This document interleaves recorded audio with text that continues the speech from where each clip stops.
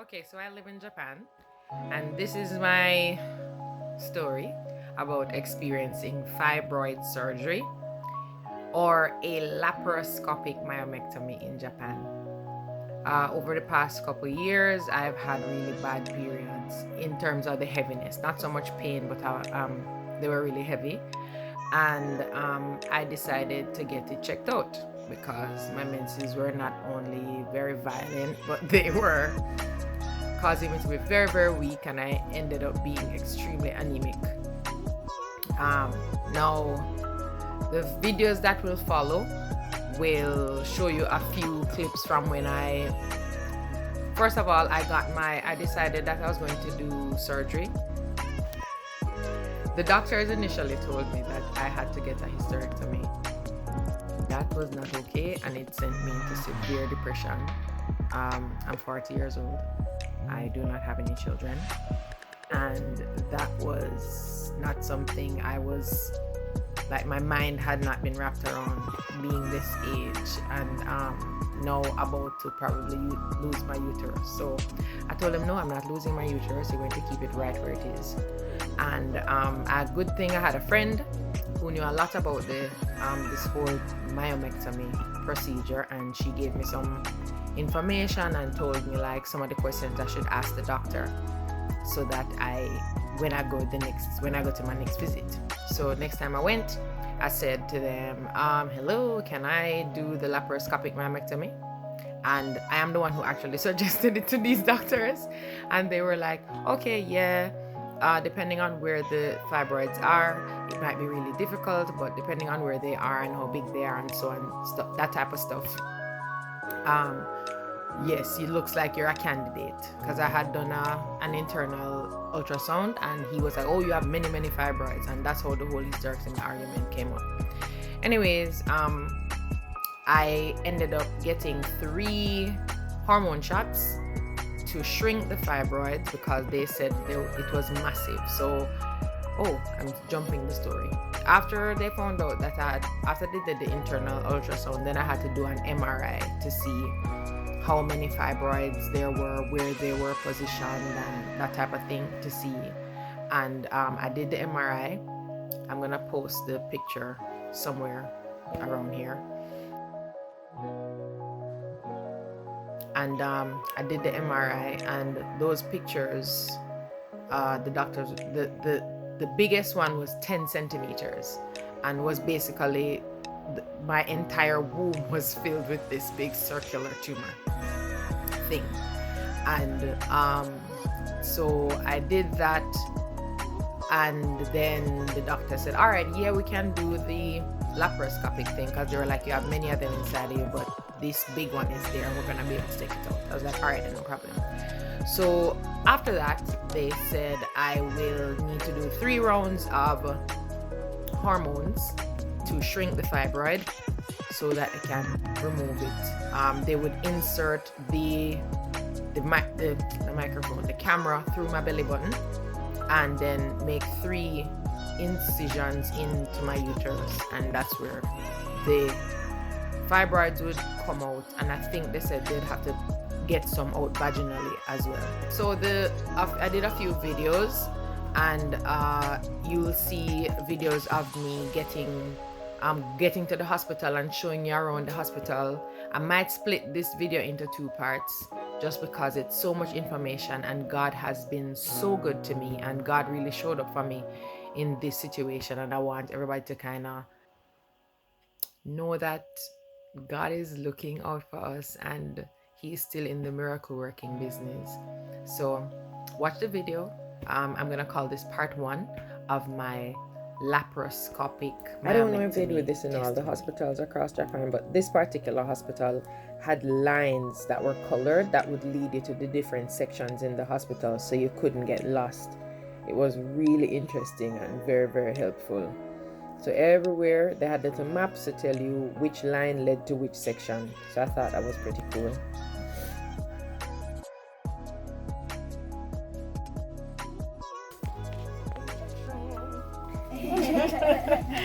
On my tummy. That Migi, 大丈夫。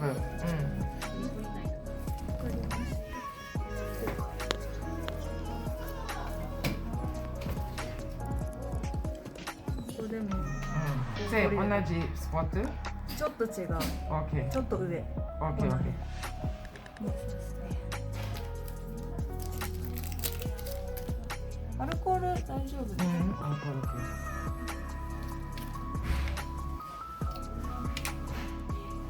じゃあ皮下注射になるので、またお腹の注射になりますか？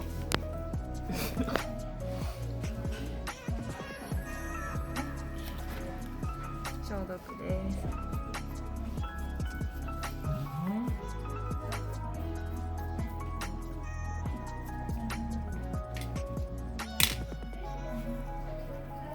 はい、じゃあ刺しますよ。いきます。1、2の3。しびれないです。お薬入りますよ。痛いかな？大丈夫です。は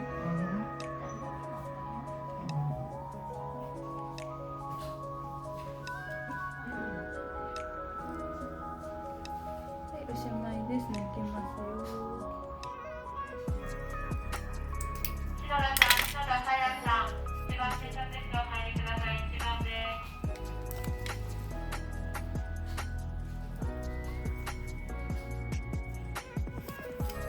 おしまいフィニッシュです。お疲れ様でした。OK。 Alright, wait. Okay, so I'm gonna try tape that's up here. So I put in my card in here. So where there? Where can I go in here? So and then it gonna tell me how much money me owe. I press that the button there. So cash. Alright, hold on there. Alright, then you take my money. Oh, I should take a part. You put in the money through here, so you process the money and you give me my change. Right, and give up my card. My change down there. And it also prints the receipt down there. Okay, so this hospital is extremely clean. The elevators come up to the second floor. This particular ward, that's where that is. That's the reception area where you go and check in. And then it's kind of set in a square, so you can either go that way or you can turn. You're still going to end up in the same place if you go right around. So heading to the room that I was at, I made a right turn like you just saw, and here we're going to pass the waiting area. Visitors, we weren't allowed any visitors, but visitors would have been sitting there. There's our shower right there on the left. I didn't show it, but it's on the left. And then the room that I was in with 3 other women is this room, room 225, and I had the last bed on the left. This is the one I occupied when I just came in. I've showered now and I'm settling in. Just getting comfortable for the rest of the night, showing the room and the size of the room and me in comparison to the size of the room. In the next clip, this one here, I'm just trying on the gown that I'll be doing the surgery in. Just giving a little trouble, having a little fun with it, relaxing my mind before surgery time.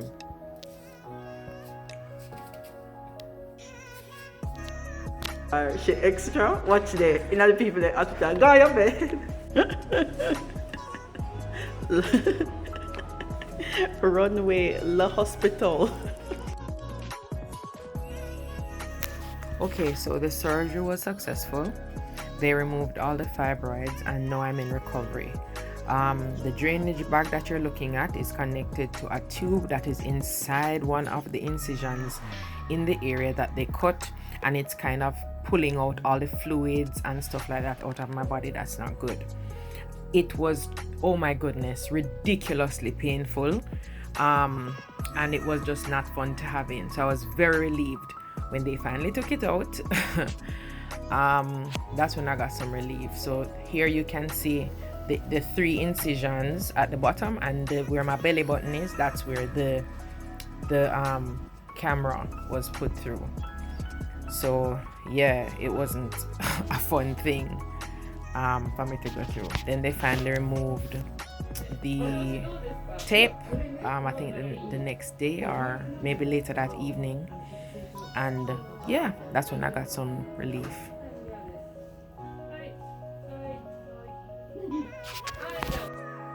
Alright, so this massive, ridiculous size thing is what they took out of my body. Where the arrows are pointing are the two smaller ones that they found, a 1 centimeter one that's on the left and a 2 centimeter one that's on the right. When I originally did the MRI, they said it was 10 centimeters like I had told you earlier on in the video. This mass was actually 80 centimeters in size and it weighed 330 grams, almost a pound. I don't know where it was. I don't know how it lodged itself inside my body and nobody saw it, but to God be the glory. I wanted to film or document my full journey going through this surgery, just in case I could help somebody else with some of the things that they might need to prepare for in the event that you have fibroids and you're in Japan. I'm in the Kanagawa prefecture specifically, but anyways, like I said, the surgery was successful. There were a few hiccups because the doctors did not anticipate such a big tumor. I thank God for that. I really thank God for that, because initially when the doctor even did the ultrasound, the first thing they thought of doing was removing my womb, and he ascribed that to like positioning and size and stuff like that. So in my mind, if God hadn't hidden it from them, if they had seen this mass, like this big thing that was inside of me, if they had seen it, they would have opted to either remove my womb or they would have given me a cesarean cut. They'd have given me a C-section to get it out of me. So, oh God, every time I think about it, like, I just want to cry. I just want to weep with joy. But yeah.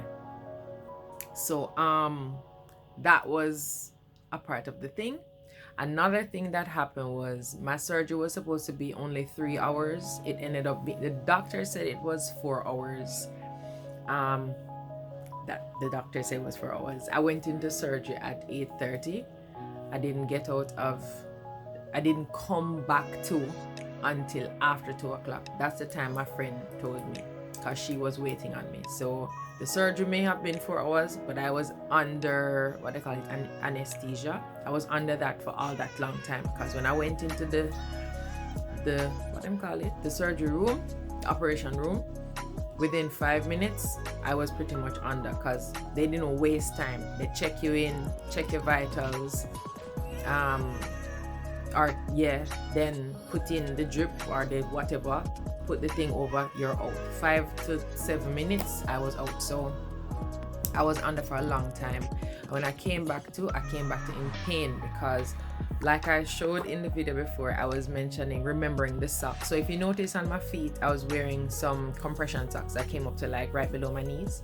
So apparently in surgery, sometimes, like over the years, like ever since I was young, I would get muscle contractions in my calf. They would wake me up out of my bed sometime. I'm sure most of us are familiar with that kind of, we call it muscle contract in Jamaica.